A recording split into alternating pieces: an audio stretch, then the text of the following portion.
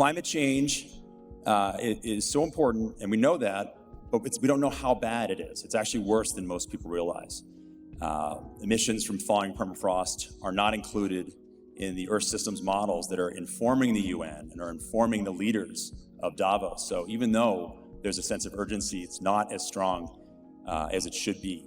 There are a lot of solutions. There are a lot of solutions out there: wind, solar, electric vehicles. They're scaling. We're deploying billions, almost $1 trillion a year now. But it's not enough. It's not happening fast enough. We need additional solutions that can scale with independent supply chains that don't rely on materials like cobalt. They can really help us achieve the scale needed. And I was very lucky to start teaching a course at MIT in 2008 called the Climate and Energy Ventures course, and start the Climate and Energy Prize. And we've had hundreds of companies that have come through the prize, and over 50 companies that have come out of the class. But this is all early stage. This is getting things going, and MIT is great at that. And there's a great ecosystem to support new company formation. But what we need now is scale. We need to go global. We need to get solutions that are proven to expand into new markets. And at the end of 2022, the Earthshot Prize came to Boston to kind of celebrate some of the new and upcoming companies. And one of their winners was actually out of the course. So it was really great to see that. And we had a big alumni event. We had 400 people come to MIT to celebrate 15 plus years, 16 plus years of this early stage innovation. And a woman came up to me, an MIT MBA, Seema Gupta, and she said, "I'm going to put together a trip to Davos. I'm going to get 15 people from MIT and the Woodwell Climate Research Center, and we're going to go to Davos." This was in 6 weeks. That's very, very short amount of time to practice or to get such a trip together. But she did it, and it was amazing. And the whole time I'm walking around Davos, I'm asking myself, why didn't I come here when I was the CEO of a startup company that was trying to scale a solution? I didn't know that it was accessible. I didn't know how to get into the events, how to meet people at Davos.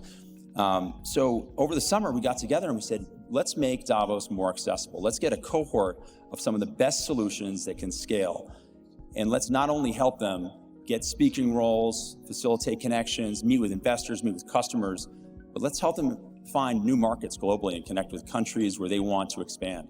And that was really the founding thought of Climate Scale Up. How do we get these solutions to go global? And there's events like Davos. There's also COP, which is 100,000 people from around the world to get together.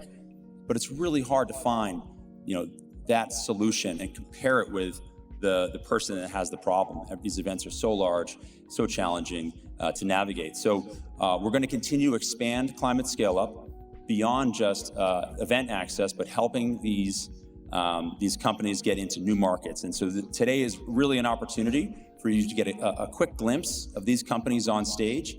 And as you're seeing them talk, think about, wow, how could that really scale in a 5, 10, 15-year time frame, the time frame that matters for climate. We have to make a meaningful impact.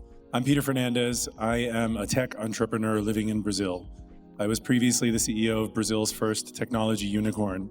And after we sold that company in 2018, I became interested in climate change and what I could do to help. In Brazil, we're not going to build electric cars. We're also not going to do battery technology. We're just not set up for that. But I learned from Project Drawdown that the single largest opportunity today to remove carbon from the atmosphere is reforestation. And the single largest reforestation opportunity in the world is in Brazil. So we set up this company called Momback. And what we are doing is, for the first time, native biodiverse reforestation at industrial scale to remove carbon from the atmosphere, increase biodiversity, create jobs in very poor, marginalized places, and help avoid the Amazon tipping point. Our flagship customer is Microsoft. What does Microsoft pay us for? Microsoft is working to become carbon neutral. And the way they're doing that is by reducing their CO2 emissions as much as possible. But there's certain emissions that they're never going to be able to eliminate. They're going to keep putting that small amount of CO2 into the atmosphere. So what they pay us for is to take that CO2 out of the atmosphere again, so that they are net zero. We recently announced that we have signed Microsoft's largest carbon removal offtake to date. And that is simply because the Amazon is a gigantic opportunity to do carbon removal. Specifically, what we do is we acquire deforested land in the Amazon. 20% of the land in the Amazon is deforested because of totally unproductive cattle pastures that do not contribute meaningfully to the global food system. So we acquire that land and we plant native biodiverse forests in order to remove carbon and increase biodiversity. We use a lot of technology to do this. We've developed a lot of in-house technology. We don't plant trees, which doesn't sound very techy. We plant forests.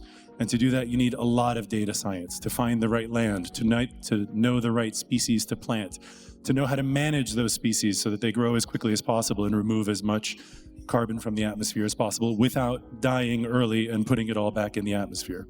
So that's what we're doing. We're lucky to have some of the world's largest and most sophisticated investors on board in order to help us advance this work. We've raised about $120 million so far. This is for-profit industrial scale reforestation for the first time. Thank you very much for listening. I'm going to hand it over now to BJ from ClearFlame. Morning, everyone. My name is BJ Johnson. I'm co-founder and CEO at a company called ClearFlame Engine Technologies. At ClearFlame, we believe that sustainability is the intersection of three things: people, planet, and profit. Of course, this is about the planet. We chose to do something about transportation emissions because they're about a quarter of global greenhouse gases, and it's one of the sectors of the economy that is still emitting more and more every year. But it's not simple to decarbonize. Engines continue to drive global economies, and that's where people come in. That if sustainable solutions do not allow people to still get their jobs done today, as Peter was saying, not every economy is capable of electrifying today. If we don't meet people where they're at and help get their jobs done, we're not going to achieve the scale we need with decarbonization. And the final piece of scale is profit. There's a lot of talk about that at WEF this week. If we can align economic outcomes with better environmental outcomes, we can actually leverage capitalism as a force for good and accelerate the rate at which we decarbonize. That's what we do at ClearFlame Engine Technologies. We take some of the hardest to decarbonize applications like heavy-duty trucks and power generators and modify their diesel engines to be able to use a range of low-carbon fuels. These fuels are not only significantly lower carbon, even than an EV in many markets, but they're actually lower cost than diesel, making sure that people can save money while still getting their jobs done and doing right by the environment. We're running the trucks with some of the biggest fleets in the United States, the generators with some of the major US utilities. We are in the initial stages of our scale-up. Would love to be able to talk to you at booth number 5 about how you can be one of our early anchor customers and investors as we scale this solution into the market. Thank you. Well, the reason why we have the O2 CO2 balance on this planet is because of algae in the very beginning. So when we go off course and we have too much CO2, why wouldn't we turn back to algae to help correct course? That's what Carbon Wave is doing. We identified the largest seaweed bloom on the planet, which is relatively unknown, called sargassum. Sargassum seaweed is in the Caribbean. You can see the destruction that it causes. It starts all the way in the Atlantic. It's fueled by fertilizer runoff from the Amazon, and it's causing a disaster on the island nations in the Caribbean, piling up, rotting, releasing methane when it rots, killing millions of fish, hurting the ecosystems, coral reefs, etc.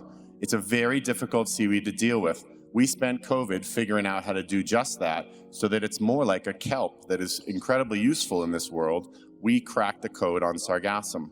So when we crack the code on sargassum, we make it profitable to collect the sargassum, not let it rot. We have gold standard carbon credits for not letting the methane enter the atmosphere, and we turn it into 3 products, all from 1 ton that we collect from the resorts in that region.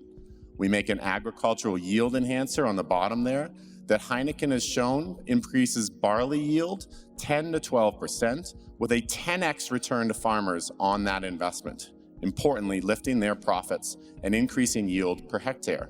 The second thing we make is an emulsifier for cosmetics. Traditionally fossil fuel based, we are the first in the world and 5 award-winning emulsifiers for cosmetics, launching a hair cream with one of the largest beauty companies this year, and it's on the roll. We have a leather, which you can see at booth 3, a leather alternative, all from the same ton of seaweed. Next, our last plans in the future will be to have massive impact. We can actually grow this in the open ocean and create biofuels and bioplastics from sargassum. We've already done this, and we're working to scale this up. So if you want to be a part of our solution to draw down vast amounts of carbon, prevent methane, and promote the circular economy, we'd love to see you at Desk 3. Thank you very much for your time. My name is Adi Gautamukala. I'm the co-founder and CEO of Moxair. We are a company that is developing scalable methane emissions reduction technology. Methane, as many of you might know, is the second largest contributor to greenhouse gases. It's actually much worse than carbon dioxide, which is the first one, because methane is a near-term warmer, and in the near term, it's 85 times worse than carbon dioxide. Now, it turns out the majority of the methane that gets into the atmosphere is from low concentration, large volume sources, and there isn't really good technology out there that is able to capture that. And this is where Moxair is looking to make a difference. Just to give you an example, coal mines emit about 52 million tons of methane a year. And if you put that into perspective, considering the near-term global warming, that's about 4.5 gigatons. If all the coal mines in the world were a country, that would be the third largest greenhouse gas emitter after the United States and China. So that's how large this issue is. Now, and if we're really looking to hit net zero by 2030, we would have to be reducing greenhouse gas emissions from methane by about 11%. But what we're seeing right now is actually methane emissions from greenhouse gases, methane emissions from coal mines, particularly, are on the increase. And so this is where we're developing technology that is really scalable. What we've developed at MIT is a catalyst and a unique reactor system that we can easily slap on to the ventilation systems of large coal mines, industrialized dairy, and many other applications like this to remove the methane and make this a much more easier path to net zero. I'm in booth 11, so if you'd like to learn more about the technology and the approach we're taking to solving this methane problem, please do drop by. I'm Marty Odlin. I'm the CEO and founder of Running Tide. Running Tide is the leading ocean carbon removal company in the world. We execute biomass sinking and ocean alkalinity projects, which are the most scalable carbon removal solutions in the world. What I want to talk about today is just the enormity of the effort that carbon removal is going to represent for humanity. We're going to have to remove all of the carbon that's ever been emitted. A third of that has already gone into the ocean. It's wreaking havoc in the form of ocean acidification. So Running Tide's solution is to remove that carbon from the ocean and either sink it to the deep ocean in the form of biomass or to move it into bicarbonate through ocean alkalinity enhancement. This past year, we delivered 20,000 tons of durable carbon removal credits to our customer, which is the most of any company in history. Our work is enabled by a suite of proprietary systems that range from hardware to ocean modeling. And we've built a digital twin of the ocean that we've organized an industrial effort around that to remove carbon, and then connected that to the financial markets through the securitization of our credits alongside a network of research, industrial, and financial partners. Hi, everyone. I'm Kate Callow. I'm the founder and CEO of Amini. I kind of long considered whether I should be in the AI or the climate solution, but I think we're always talking about AI throughout the conference. So what we do, I want to bring you back to the fundamentals. You can't build AI system if you don't have high quality, trustworthy data. And as of today, Africa is the most data scarce continent. That data scarcity spans from geospatial data, ground truthing data. It's become really hard to understand exactly the effect of climate change on the continent. So at Amini, we're solving for that data scarcity. We generate data all the way from the farm level, aggregating also at the country level, looking at things such as soil health, crop health, condition of the soil, moisture, being able to also estimate the yields. We provide that data to insurance companies who use it to design crop insurance products adapted for farmers in specific region. We provide it to banks who are using that to provide loans against assets to those farmers. We also provide that data to large corporates who are using it to understand and bring more transparency to the first mile of delivery of their supply chain. This is the power of data. Data brings transparency, it brings trust, and trust accelerates economic transformation. But data is what we use every day for more informed decision making. So the first people who actually need access to that data are the farmers, because they will be the first ones to action on the information they receive. So we close the loop and we redistribute that data for free in the hands of the farmers in a way that's accessible and digestible. And then there is the entire AI system foundation model that runs on our platform, but that will be a story for another day. We are not fundraising. We just closed our seed round. We raised a total of $6 million led by Salesforce. We also announced a large partnership across the entire continent to move the continent towards regenerative agriculture in partnership with Aon and the African Development Bank. We're part of Uplink at WEF and the Climate Scale-Up cohort here. And today we're here to interact with customers, large corporates, global companies who are exporting commodities out of Africa, think coffee, chocolate, and so on, who now need access to that data to report to regulators. So yeah, that's it. That's us, and I'm looking forward to interacting with you today. Thank you. Ammonia is the second most produced chemical in the world. It is a critical raw material. It feeds 40 to 50% of the world. But there are two critical problems. One is we produce it in giant centralized plants, ship it all over the world, so it represents 2 to 4% of global carbon emissions by itself.